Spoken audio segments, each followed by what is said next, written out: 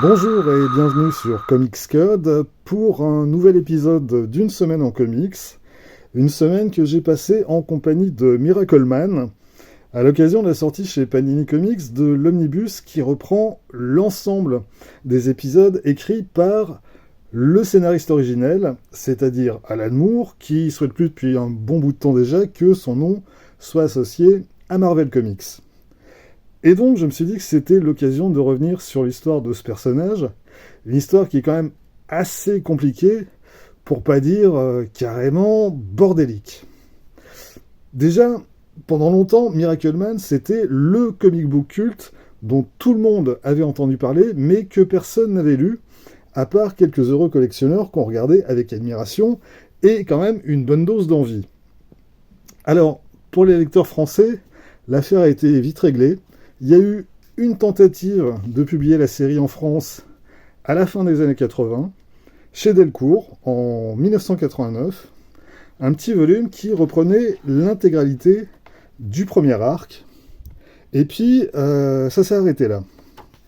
Et il aura fallu attendre 2014 pour que Panini Comics publie la quasi-totalité de la série en 4 tomes. Les 3 premiers tomes, ce sont les épisodes écrits par Alan Moore, qu'on retrouve donc dans l'Omnibus.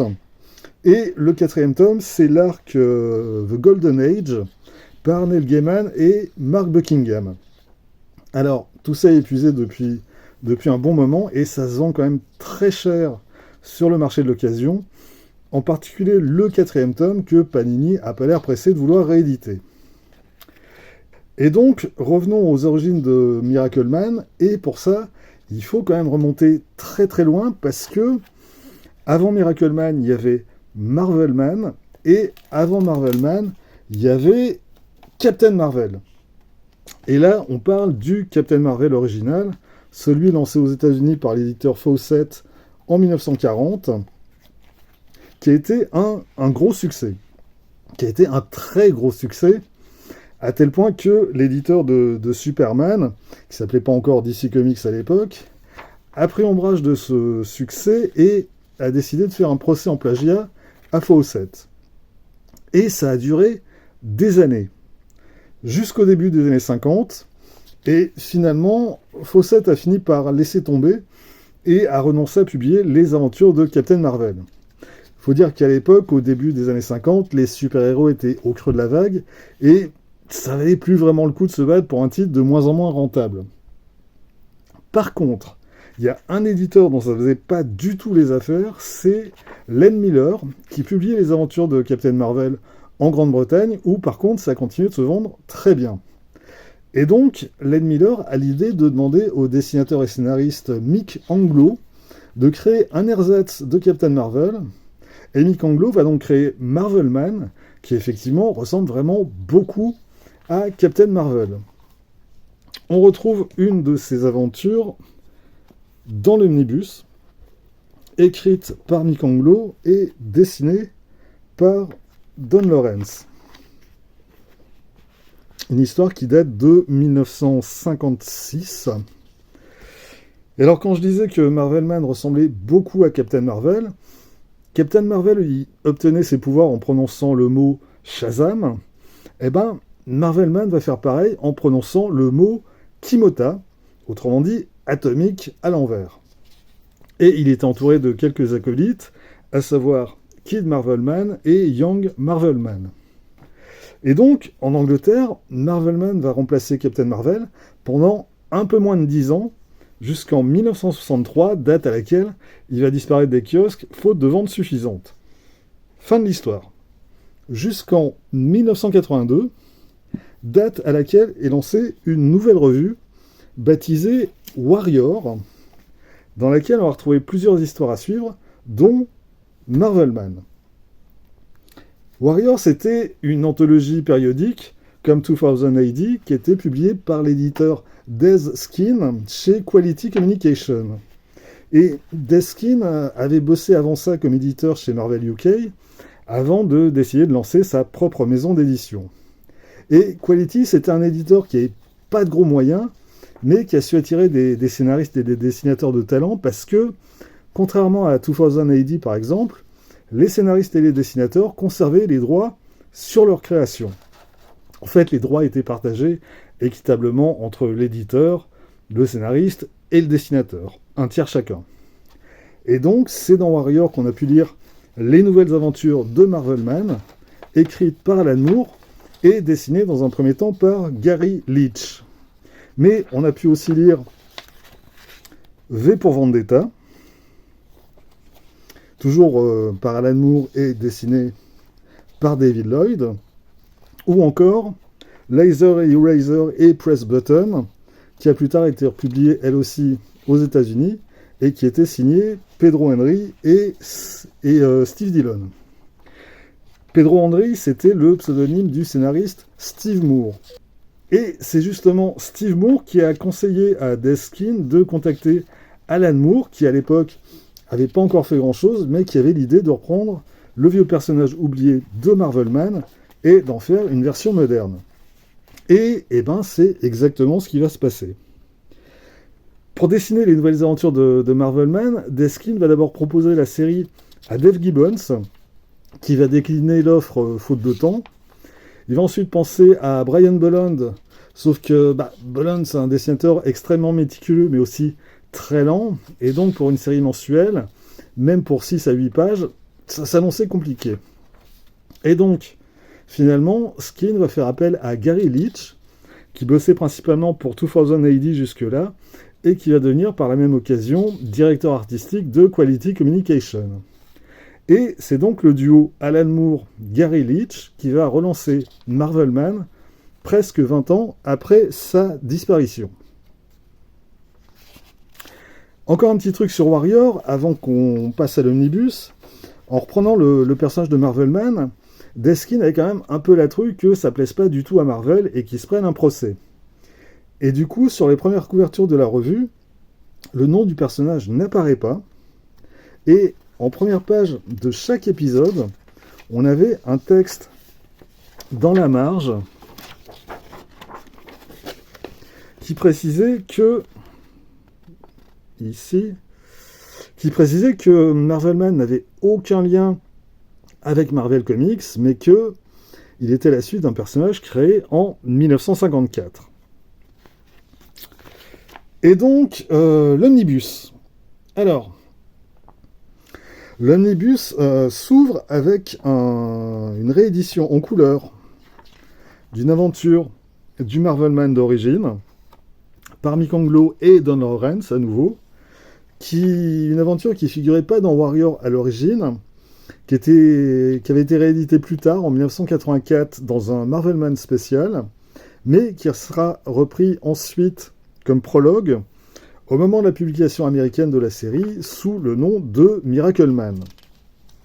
Mais à l'origine, l'histoire, elle commençait ici, en 1982, avec l'histoire de cet homme, Michael Moran, qui rêve de Marvelman sans trop comprendre de qui ou de quoi il rêve exactement.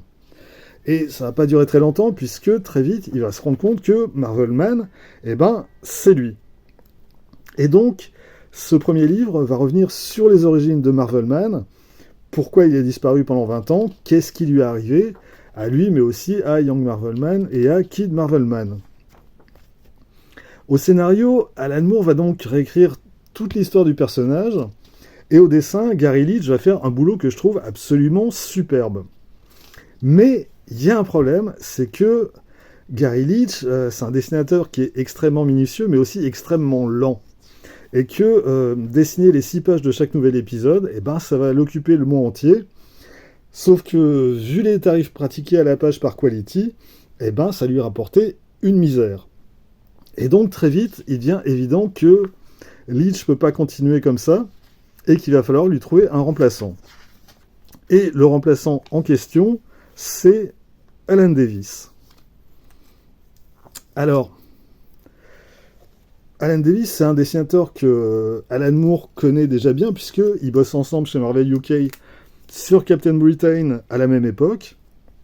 Mais Alan Davis, il en est encore qu'au tout début de sa carrière.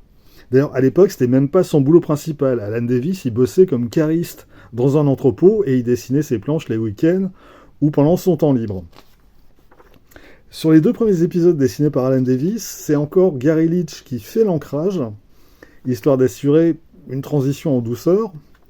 Et à partir du 7e épisode, Alan Davis réalise tout seul. À l'époque, le dessin de Davis n'est pas encore tout à fait aussi élégant que ce qu'on connaîtra de lui quelques années plus tard, mais dans l'ensemble, il réalise quand même une prestation assez réussie. Alors, je ne vais pas entrer dans le détail de l'histoire, je n'ai pas envie de vous spoiler quoi que ce soit, mais disons que Alan Moore reste fidèle à l'univers d'origine de Marvelman, mais qu'il l'aborde d'une manière totalement réaliste, que ce soit dans le comportement et la psychologie des personnages, dans les conséquences de leurs actions et dans la façon dont il réécrit les origines de Marvelman.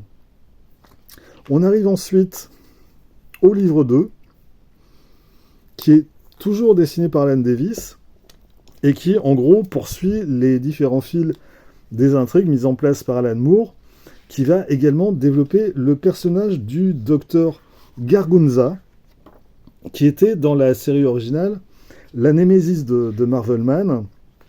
C'est l'équivalent du docteur Sivana pour Captain Marvel.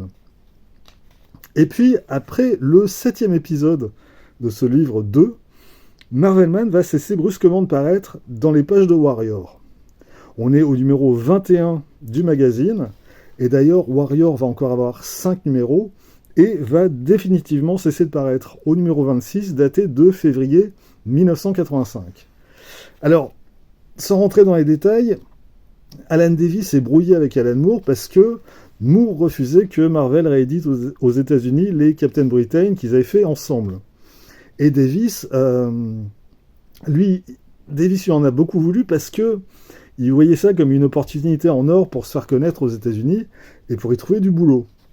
Donc, il décide de lâcher la série, et comme il détient une partie des droits sur le personnage, eh ben ça va un peu tout bloquer. Et donc, c'est la fin de Marvelman. Mais ça va être le début de Miracleman. Parce que, au même moment où Deskin publiait Warrior en Grande-Bretagne, il cherchait également à vendre les différentes séries au sommaire de la revue à un éditeur américain. Et l'idée, c'était de vendre toutes les séries de Warrior en un lot unique. Alors, il avait d'abord approché les 2 grands, DC et Marvel, sauf que DC n'était pas franchement chaud à l'idée de publier les aventures d'un personnage baptisé Marvelman. Ils avaient déjà assez de problèmes avec Captain Marvel, dont ils avaient par ailleurs récupéré les droits. Et de son côté, Jim Shooter n'était pas intéressé non plus.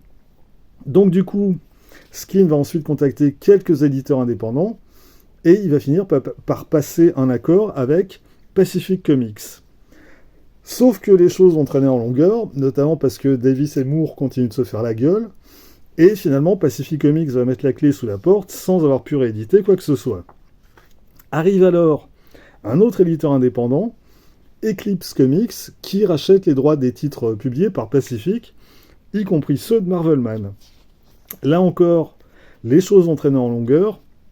Eclipse souhaitait changer le nom de Marvelman en Miracleman pour éviter tout problème avec Marvel Comics, ce qu'Alan Moore va dans un premier temps refuser. De son côté, Alan Davis continue de faire la gueule avant de finalement renoncer à ses droits sur le personnage, et finalement Miracleman numéro 1 paraît en août 1985 et va rééditer en couleur les premiers épisodes parus à l'origine en noir et blanc dans Warrior. Et surtout, Eclipse Comics va donner l'opportunité à Alan Moore de poursuivre et de conclure son histoire.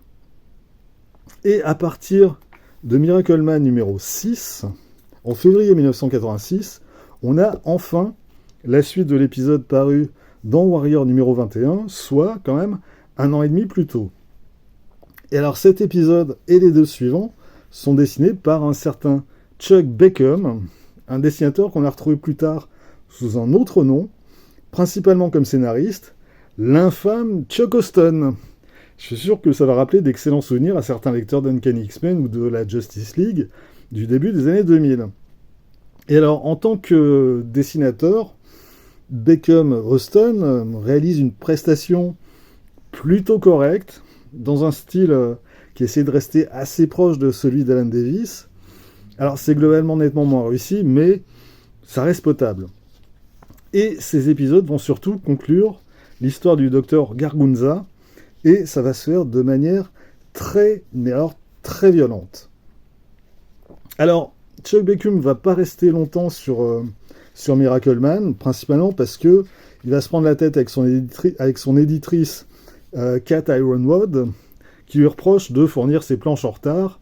Donc Beckham va claquer la porte et être remplacé sur les 2 derniers épisodes du livre 2 par Rick Veitch, qui avait déjà bossé avec Alan Moore sur quelques épisodes de Swamp Thing. Voilà Rick Veitch, à partir de là. Alors, le premier épisode que dessine Veitch aux États-Unis, c'est un épisode qui va poser quelques problèmes parce que on y assiste à la naissance de la fille de Miracle Man et de son épouse, Liz, et que Alan Moore et Rick Veitch décident de mettre en scène cet accouchement de la manière la plus explicite qui soit. Et du coup, certains comic shops vont refuser de vendre ce numéro de Miracle Man. Et YouTube va refuser que je vous montre les planches en question. Rick Veitch reste sur la série seulement 2 numéros, le temps de boucler le livre 2. Alan Moore va alors attaquer le 3e et dernier livre qu'il écrira pour la série, un arc en 6 numéros, dont le dessin est confié à un autre artiste avec lequel il a travaillé sur Swamp Thing, John Totleben. Et la prestation de Totleben débute dans Miracle Man numéro 11 en mai 1987 et elle s'achèvera dans le numéro 16 daté de décembre 1989. Ça fait donc 6 numéros en plus de 2 ans et demi. On peut dire que ça a quand même été un accouchement difficile. Et il faut dire qu'à l'époque, Totleben va ressentir les premiers symptômes d'une rétinite pigmentaire, qui est une maladie dégénérative de l'œil qui va considérablement le handicaper. Et malgré ça, en fait, ce livre 3, c'est le seul réalisé du début à la fin par le même dessinateur. Et ce 3e livre, c'est de loin le plus ambitieux. Alan Moore, il raconte comment Miracle Man va totalement transformer la société humaine pour en faire en quelques années seulement une véritable utopie. Sauf que le chemin vers l'utopie ne sera pas de tout repos et que cette histoire, elle va donner lieu également aux épisodes les plus violents de la série. Là encore, je préfère en dire le moins possible et vous laisser découvrir ça. Alors, comme je le disais, cet omnibus reprend les 3 tomes qui étaient parus précédemment chez Panini Comics et qui sont devenus introuvables depuis des années. On trouve également, après les épisodes principaux, quelques récits annexes, et puis des récits qui ont été réalisés à l'époque où Marvel Comics a racheté les droits de Miracle Man et a enfin tout réédité. Alors, je vous passe toute l'histoire judiciaire qui a opposé pendant des années Todd McFarlane à Neil Gaiman à propos des droits sur Miracle Man, mais c'est donc Marvel qui a fini par récupérer les droits, et on a eu droit à l'époque à quelques nouveaux récits, notamment ici un récit écrit par Grant Morrison et dessiné par Joe Quesada. C'est une histoire que Morrison avait scénarisée à l'époque pour Warrior, mais qui n'avait jamais été illustrée. Et donc c'est Quesada qui s'y est mis 25 ans plus tard. Et on a aussi un autre récit par Peter Milligan et Michael Red.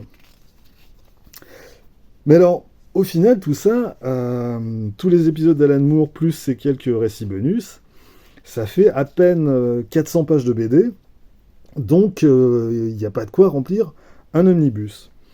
Et donc, pour remplir tout ça, on a ensuite 1,5 tonne de bonus. On a une histoire de Marvel Man par Derek Wilson, qui revient sur les débuts du personnage en Angleterre dans les années 50, de manière assez complète, j'ai l'impression. Et ensuite, on a littéralement 1 tonne de planches originales, de couvertures, de sketchs, etc., de dessins inédits. Il y en a pour près de 400 pages de ce genre de petites choses.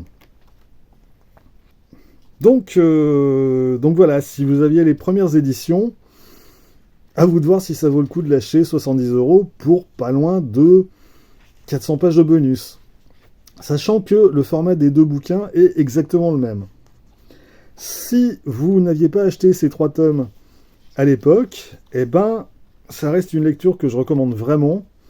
Et comme c'est la seule édition disponible en français, de toute façon, il n'y a pas vraiment de choix.